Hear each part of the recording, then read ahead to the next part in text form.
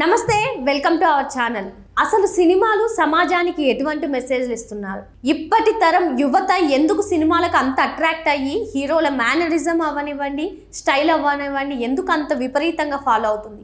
ఇటువంటి విషయాలపై చర్చించడానికి మనతో పాటుగా ఉన్నారు ప్రముఖ రాజకీయ విశ్లేషకులు మధుసూదన్ రెడ్డి గారు. వారిని అడిగి పూర్తి వివరాలు తెలుసుకుందాం. సార్ నమస్తే. సార్ నమస్తే అమ్మా. సార్, అసలు సినిమాలు తీయడం, వాటి నేపథ్యం అసలు సమాజం మీద ఎటువంటి ఇంపాక్ట్ చూపిస్తున్నాయి? అదేవిధంగా యువత ఎందుకని అంత విపరీతంగా సినిమాలపై అంత ఫోకస్గా సినిమాలకి వెళ్ళాలి, సినిమాలు చూడాలని ఎందుకు యువత అనుకుంటుంది సార్? ఇప్పుడు కళలు అనేవి మన సంస్కృతిలో భాగమమ్మ. 64 కళలు ఉండేవి. ఇప్పుడైతే పట్టణాలు ఇంత పెద్దగా ఉన్నాయి, కానీ గతంలో ఒక 60-70 ఏళ్ళు వెనక్కిపోతే గ్రామీణ ప్రాంతాల్లో పొలం పనులు చేసుకున్నటువంటి రైతులు ఒక సమాచార వాహినిలాగా మంచి చెడుని చెప్పేటటువంటి కథలు, బుర్ర కథలు, హరికథలు, పాండురంగ పండర భజనలు, అట్లా కళాకారులు విభిన్న రూపాల్లో కళలు ప్రదర్శించేవాళ్ళు. తర్వాత హరిదాసులు అంటే దేవుడి బిడ్డలు అని అర్థం. దేవుని కథలు చెప్పేవారు. అంటే మహాభారతంలో ఉండేటటువంటి కథలు, రామాయణంలో ఉండే కథలు, భాగవత కథలు ఇవన్నీ వివరిస్తుండేవాళ్ళు. తోలు బొమ్మలాటలు, అట్లా పాండురంగ పండర భజనలు, ఒక రకంగా ఫిజికల్ ఎక్సర్సైజు, మంచి చెడుల్ని బోధించేటటువంటి కథలు. కాలక్రమేణా ఏంటంటే ఈ టెక్నాలజీ పెరిగి, శాటిలైట్ టెక్నాలజీ పెరగటం, కెమెరాలు సృష్టించడం, సినిమాలు రావడం మొదలు పెడితే ఎంతోమంది కవులు రాసినటువంటి శకుంతలాదేవి రాసిన కథలన్నీ, యండమూరి వీరేంద్రనాథ్ రాసినటువంటి కథలన్నీ దృశ్య రూపంలోకి తీసుకొచ్చారు. అంటే సమాజంలో మన మొదటి తరం బ్లాక్ అండ్ వైట్ మూవీలు కానీ చూస్తే అన్నదమ్ముల మధ్య అనుబంధాలు, అత్తాకోడళ్ళ మధ్య గిల్లీ గజ్జాలు, మంచి చెడుల్ని పరిపూర్ణంగా ఉండేవి. కాలం గతించే కొంది ఏమైందంటే విశృంఖలత్వం, ఇట్లాంటి కథలు రాయడం, డబల్ మీనింగ్ పదాలు రాయడం, డబల్ మీనింగ్ పాటలు రాయటం, అంటే కళ కూడా సమాజాన్ని భ్రష్టు పట్టించద్దంటాం. దానికి తాత్కాలికం నేటి సినిమా. అంటే మెసేజ్ ఓరియంటెడ్ మూవీలు తీయకుండా వీళ్ళు ఇష్టం వచ్చినట్టు ప్రదర్శించడం వల్ల సమాజాన్ని ఏ దోవలో నడిపిస్తున్నారు. ఇప్పుడు తీసిన పుష్ప సినిమా చూస్తే స్మగ్లింగ్ నేపథ్యంలో వచ్చింది. అంటే యువతని బాగుపరిచే ఉద్దేశంతో తీశారా, యువతని చెడగొట్టేటటువంటి ఉద్దేశంతో తీశారా? అంటే దేశానికి అది మంచి చేస్తుంది అనుకుంటున్నారా? అందువల్ల ఏంటంటే ఇప్పుడు మనకి జెంటిల్ మ్యాన్ అని ఒక మూవీ వచ్చింది. దాంట్లో ఒక విద్యా నేపథ్యం వచ్చి చదువుకునే పిల్లలకి, అతనికి ఇంజనీరింగ్లో మెడిసిన్ సీటు, అతని ఇంజనీరింగ్లో సీట్ రాకపోతే దొంగతనం చేసి కాలేజీ కడతారు. జెంటిల్ మ్యాన్ అంటే ఎవరైతే దొంగలు ఉన్నారో వాళ్ళ దగ్గర దోచి, ప్రజలను పీడించి దోచిన సంపదని దోచేసి హాస్పిటల్ కట్టేది మన జెంటిల్ మ్యాన్ మూవీ. అదేవిధంగా భారతీయుడు అని ఒక మూవీ తీశారు. అవినీతి పరుల గుండెల్లో సుభాష్ చంద్రబోస్ పాత్ర మనకు అవుపాడుద్ది, కమల్ హాసన్ మూవీ. నేను అంటుండే పాయింట్ ఏంటంటే, ఇప్పుడు ఈ బన్నీ తీసినటువంటి మూవీ కథా రైటర్ని, నిర్మాతల్ని, సెన్సార్ బోర్డు వీళ్ళందరూ దేశద్రోహులేనమ్మా. ఒక ఎర్రచందనం అనేది అరుదైన వృక్షం. మన కల్పవృక్షమైనటువంటి ఎర్రచందనం స్మగ్లింగ్ చేయొచ్చు, దాని ద్వారా డబ్బులు సంపాదించవచ్చు, దాని ద్వారా ముఖ్యమంత్రి అవ్వచ్చు, ఎర్రచందనం డబ్బులతో ఎంపీలు అవ్వచ్చు, అంటే రాజకీయం చేయొచ్చు, అక్రమ సంపాదన చేయొచ్చు, అంటే పోలీసు వాళ్ళని చంపొచ్చు. అంతా హింసావాదం ఉందాడ. మానవత్వ విలువలు ఎక్కడుండే ఆ సినిమాలో? సార్, మీరు అన్నట్టుగానే పుష్ప అనేది స్మగ్లింగ్ నేపథ్యంలో వచ్చింది. దీనికి నేషనల్ అవార్డు కూడా వచ్చింది సార్. అదే సమయంలో సమకాలంలో వచ్చిన సినిమా జై భీమ్, సూర్య హీరోగా నటించారు. ఆ స్టోరీ కానివ్వండి, మొత్తం ఎంత బాగా అంటే సమాజానికి ఒక మెసేజ్ ఇచ్చే విధంగా ఉంది. మరి ఆ సినిమాని ఎందుకు ఎంపిక చేయలేదు? స్మగ్లింగ్ నేపథ్యంలో వచ్చిన ఈ సినిమాకి నేషనల్ అవార్డు ఇవ్వడాన్ని మనం ఎలా చూడాలి? వ్యవస్థలైపోతే, వ్యవస్థలన్నీ బస్టు పట్టిపోతే ఇలాంటివే చేస్తారు. అంటే సెన్సార్ బోర్డులకు లేకుండా సెన్సార్ అలా ఇచ్చారమ్మా. వాళ్ళకి నామ్స్ ఉండేగా, ఆ నామ్స్ ప్రకారం ఉందా?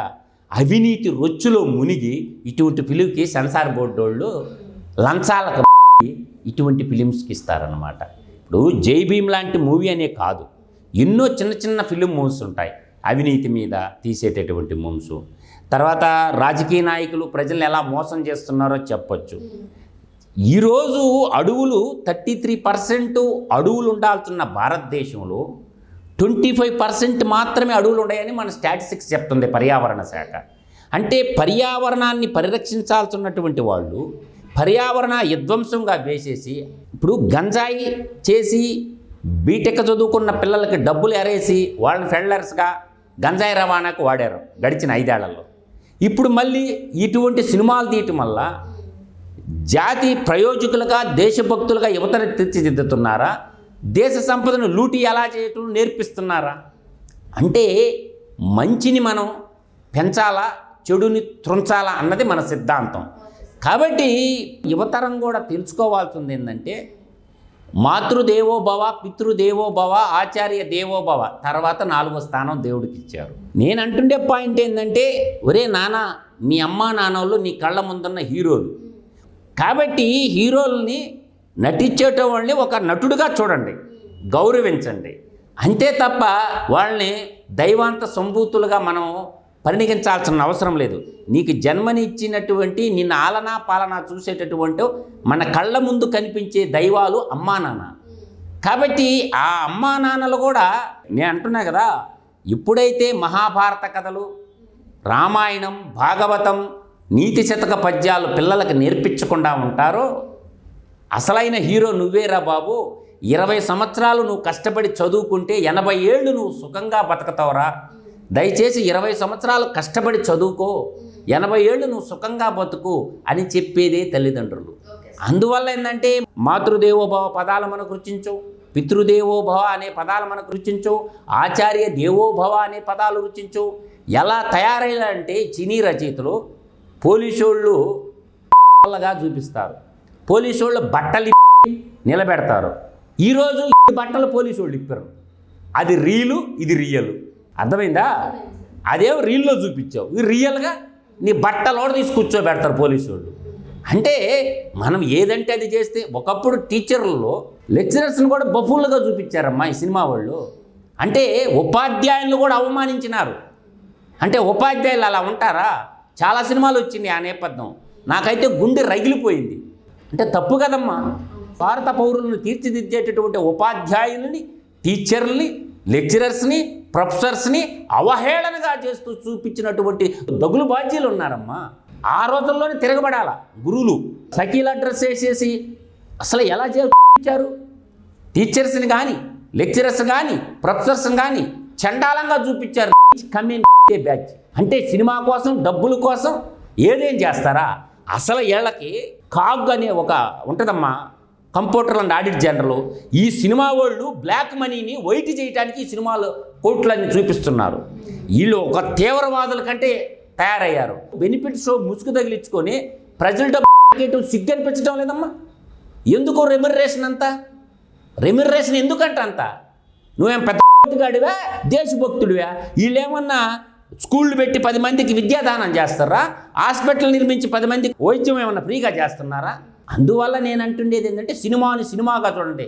నా దృష్టిలో సి, నీ, మా అంటే, సి అంటే సిగ్గు, నీ అంటే నీతి, మా అంటే మానం. ఈ 3 లేనిదే సినిమా. అట్లా తయారు చేశారు.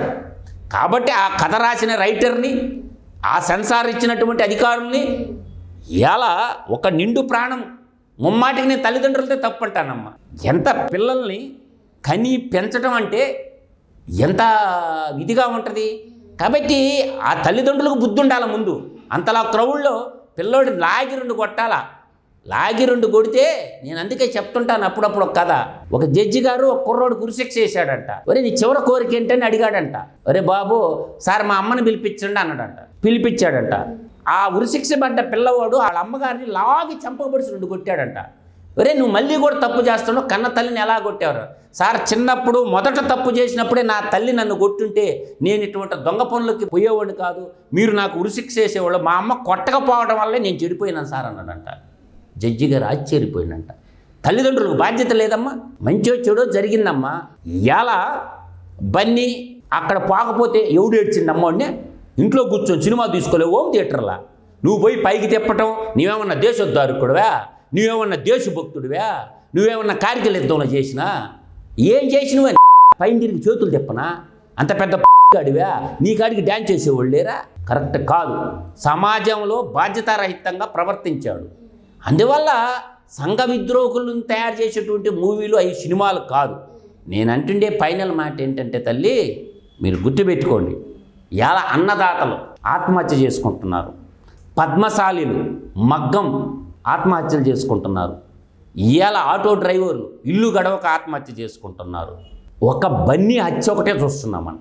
నేను అంటుండే అన్నదాతల ఆత్మహత్యలు అవ్వపట్టంలా ఈ తర్వాత మగ్గం చేనేత మగ్గం చచ్చుపడి పోయి ఎంతమంది చేసుకుంటున్నారు. ఇలా ఆటో తోలుకొని కుటుంబ బిడ్డలను పోషించుకోలేక ఆటో డ్రైవర్లు ఎంతమంది చేసుకుంటున్నారు. వాళ్ళందరికీ ఎప్పుడైనా ఒక సాయం చేశారు? వీళ్ళ అందరికీ అన్నం పెట్టి అన్నదాతలకు కానీ, అందరికీ మానాన్ని కాపాడే వస్త్రాలు తయారు చేసే పద్మశాలీలు కానీ, తర్వాత ఆటో డ్రైవర్లకు కానీ ఎంతమందికి ఎన్ని ఆటోలు కొనిచ్చారమ్మా హీరోలందరూ? ఎంతమందికి బట్టనేసినటువంటి చేనేత కుటుంబాలు ఇవాళ మగ్గం చచ్చిపోయి ఆత్మహత్యలు చేసుకున్న కుటుంబాలను ఎంతమందిని ఆదుకున్నారమ్మా ఈ సినిమా హీరోలు? తర్వాత అందరికీ అన్నం పెట్టి అన్నదాతలకి ఎవరికన్నా సాయం చేశారు వీళ్ళు? ఒక ట్రాక్టర్ను కొనిచ్చారు ఈ సినిమా హీరోలు? నాకు చెప్పమనండి, ఒక్క ట్రాక్టర్ కొనిచ్చిన ఒక హీరో పేరు నాకు చెప్పండి. ఒక చేనేత మగ్గం కొనిచ్చినటువంటి ఒక హీరో పేరు నాకు చెప్పండి. ఒక ఆటో కొనిచ్చిన హీరో పేరు నాకు చెప్పండి. దోచుకోవటమేనా ప్రజల సంపద? ప్రజాసేవ పట్టదా? కాబట్టి తప్పు చేసినోడు ఎవరినైనా సరే చట్టబద్ధంగా శిక్షించాలా. ఈ ప్రజల సొమ్ము దోపిడీని కూడా ప్రభుత్వాలు అరికట్టాలా. ఖచ్చితంగా ప్రతి సినిమాని గవర్నమెంట్ అకౌంట్స్ ఆఫీసర్లు పెట్టి ఆడిట్ చేపిస్తే వీళ్ళ బతుకు మొత్తం బయటకు వస్తుంది. అందువల్ల గవర్నమెంట్ ఆఫీసర్లు పెట్టి అన్ని సినిమాలు పట్టి ఓచరు ఎవరికి ఎంత ఇచ్చిందో మొత్తం లెక్క పొద్దు మొత్తం తీస్తే ఇన్కమ్ ట్యాక్స్ కూడా దేశానికి ఆదాయం పెరగద్ది. నాకు తెలిసి బ్లాక్ మనీని వైట్ చేయడానికి సినిమాని ఒక సాధనంగా వాడుకుంటున్నారనేది నా యొక్క ప్రగాఢ విశ్వాసం తల్లి. Okay sir. సార్ మరి ఈ కేసు ఏదైతే ఉందో మీరు చెప్పినట్టు అల్లు అర్జున్ కేసు ఈరోజు విచారణకు పిలవడం అయితే జరిగింది. మరి ఎలాంటి చర్యలు ఉంటాయి అంటారు నెక్స్ట్లో? చట్టం తన పని తాను చేసుకోమంది. చట్టం ముందు అందరు సమానమే. చట్టం ఎవడికి చుట్టం కాదు. రూల్ ఆఫ్ లా అనేది ఈ దేశంలో అందరికి ఒకటే. చట్టం తన పని తాను చేసుకోబోద్ది. చట్టబద్ధంగా వాళ్ళకు లీగల్గా ఏదైతే ఉంటుందో ఖచ్చితంగా శిక్షిస్తారు. దాని దారిలో చూసుకోవాలా. చట్టబద్ధ పాలన అనేది ఉంటే చట్టబద్ధంగా శిక్ష పడుతుంది. లేదంటే ఉన్నోడికి ఒక చట్టం, లేనివాడికి ఒక చట్టం, డబ్బున్నోడికి చట్టం చుట్టం అంటారు కదా. కాబట్టి ఇంకా న్యాయమూర్తులకి న్యాయ కోవిదులకు మధ్య సంఘర్షణ జరగద్ది. జడ్జిమెంట్ వచ్చిన దాకా వెయిట్ చేయాలా. జడ్జిమెంట్ ఇవ్వడానికి మన ఎవరు జడ్జి గారి గురించి మనం మాట్లాడకూడదు. ఆయన త్వరగా తేల్చి చట్టం ముందు అందరు సమానమే. ఇటువంటి తప్పులు జరిగినట్టు కఠినమైన శిక్షలు వేస్తే రెండో ఓడి చేయకుండా ఉంటాడనే నా యొక్క అభిప్రాయం. సార్ ఇంకా మనం చూసినట్లయితే మీరు ఏదైతే చెప్పారో రైతు సమస్యలు కానివ్వండి, చేనేత సమస్యలు కానివ్వండి, వీటి బేస్ మీద వచ్చిన సినిమాలు చూస్తే అన్ని ఫ్లాప్ అవ్వడం చూసాం కొన్ని సినిమాలు. మరి మీరు చెప్పిన విధంగానే స్మగ్లింగ్ ఉంది కదండి, ఈ స్మగ్లింగ్ నేపథ్యంలో కానివ్వండి, దొంగతనాల నేపథ్యంలో కానివ్వండి వచ్చిన సినిమాలు భారీ హిట్లు సాధిస్తున్నాయి. అబద్ధం మీరు చెప్పేది. నేను చెప్తానండి, మాతృదేవో భవ, ఆ నలుగురు. మీరు అనేది ఏంటంటే ఇవన్నీ అభూత కల్పన తల్లి. నిర్మాత వాడే, హీరో వాడే. అర్థమైందా? థియేటర్లు వాళ్ళ చేతిలోనే ఉంటాయి. నష్టపోయేది ఎవడు చెప్పనా?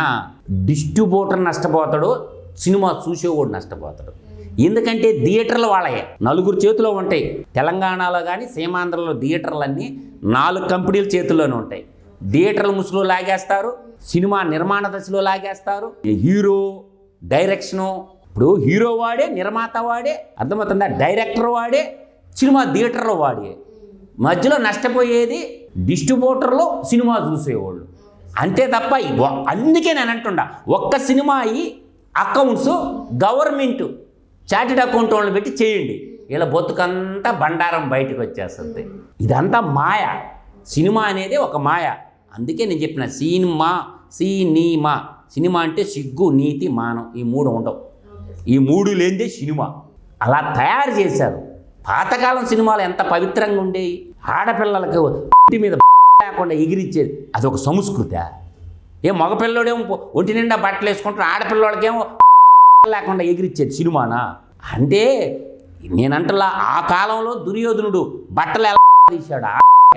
అందువల్ల ఆడపిల్లని అంగడి వస్తువుగా, ఆట బొమ్మగా చేసి, తోలు బొమ్మగా చేసి ఆడి బతికేది వీళ్ళదొక బతుకు. మరి సిగ్గులేని బతుకులు బతుకుతా మళ్ళీ మేము హీరోలం, మేము తోపులంగాను తురుంకాలం అని చెప్పుకోవటం సిగ్గు లేకపోయిన జన్మలు అన్నమాట. అందువల్ల ఆలోచన చేసుకోండి అమ్మా. Okay sir.